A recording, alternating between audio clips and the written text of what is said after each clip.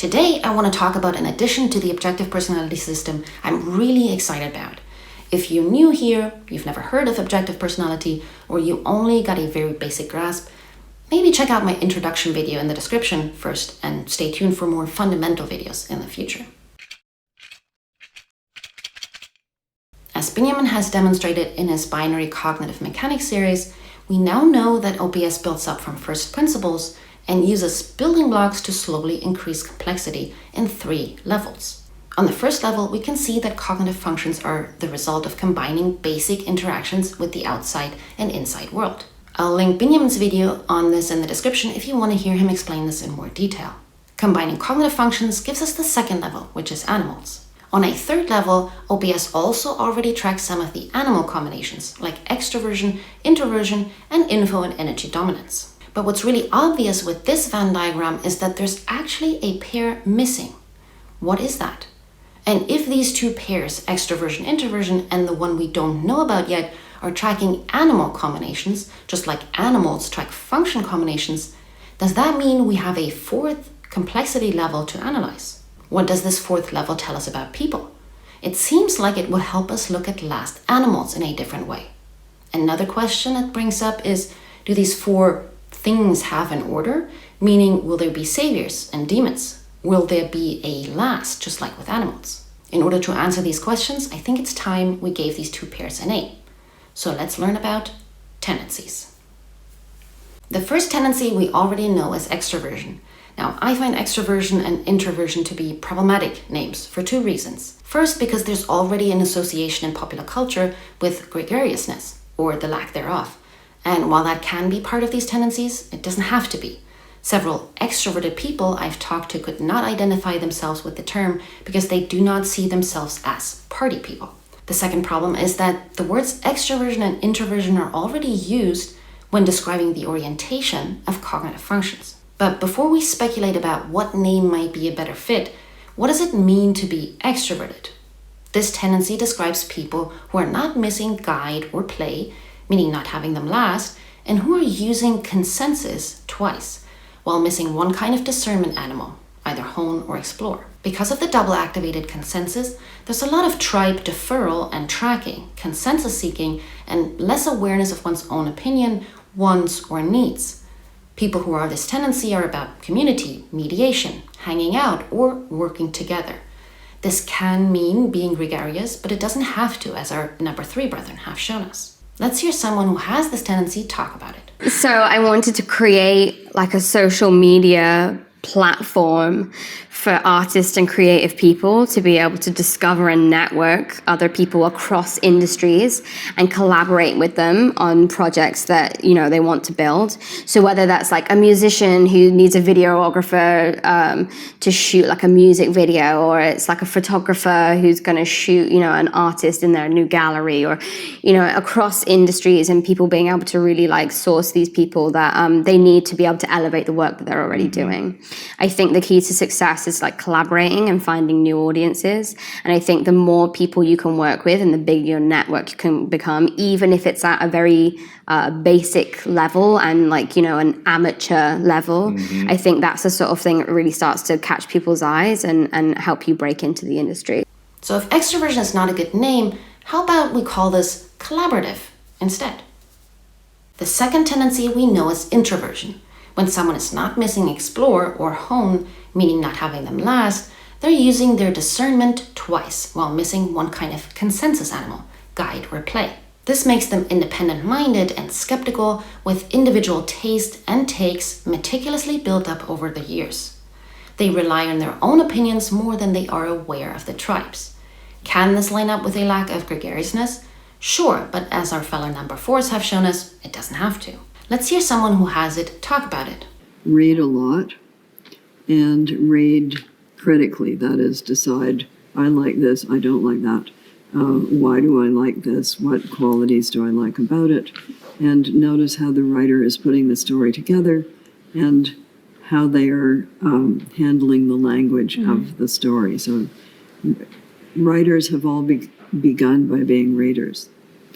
And you will be selecting out from all the writers that you come across your your patch, as it were, your special writers that you really like. So if introversion is not a good name for it, how about we call this tendency selective instead? Given this, we can now easily determine the two missing tendencies. One is for people who are not missing guide or hone, meaning not having them last, and who are focusing on the relevant twice while missing an openness animal, explore or play. That means they're very focused on stability and building their life rather than flowing with new opportunities or saying yes to outside distractions. Relevant also means that this is a very narrowed view that doesn't want to include new information or ways. How does someone who has it talk about it? I'm very open about some things and very private about others. And I think that, I am not a very social person or extroverted. And I, especially as a public figure in a sense, like you don't ever want to feel unsafe, either emotionally or physically. So I guess there are certain things in my life that I don't share just to kind of protect myself as a human. If everything went to poop, at least I have this left, So let's call this tendency protective. And lastly, people who are not missing explore or play, meaning not having them last, use openness twice while missing one kind of relevance animal, guide or hone. These people are very open to all the distractions that life throws at them. They're adaptive and curious and flow with new opportunities and experiences rather than controlling where they're going. That can make them very disruptive to established systems, but mostly to their own life. How is someone who has it talking about it?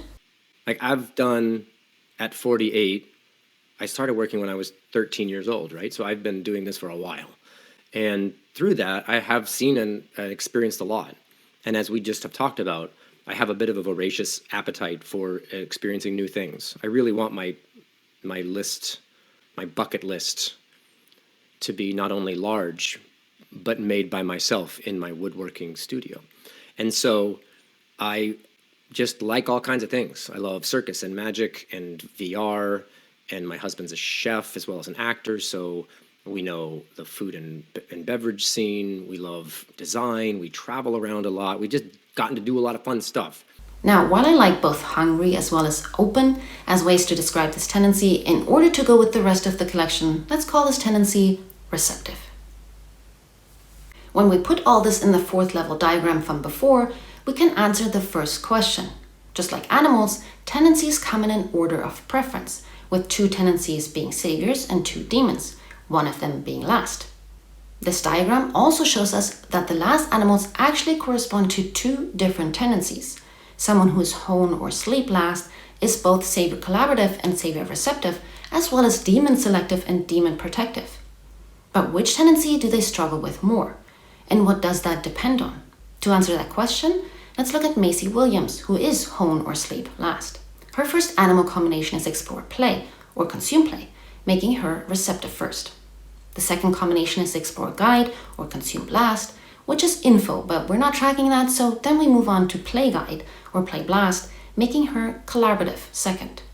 Now we have the combination of explore hone or consume sleep, which gives us selective. This is the first demon tendency, and so we put it after the slash, just like with the animals. And the last combination that Macy is missing is guide hone or blast sleep, which is protective.